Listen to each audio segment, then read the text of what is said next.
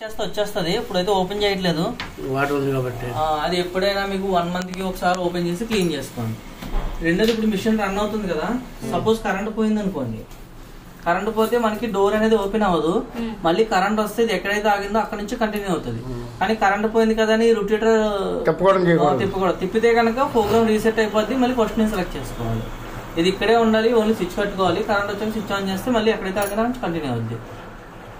Switch off చేయలేదు అనుకోండి, ఏం అవ్వదు. మనం ఉంటే ఆన్ చేసుకోవాలి.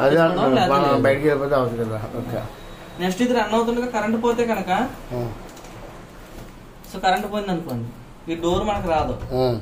ఒకవేళ కరెంట్ లేదు, నేను బయట ఉతికేసుకుంటాను అనుకుంటే, బట్టలు తీయాలంటే ఫస్ట్ ఇక్కడ చూపు ఉంది కదా, ఇది తీస్తే వాటర్ మొత్తం బయటకు వచ్చేస్తుంది.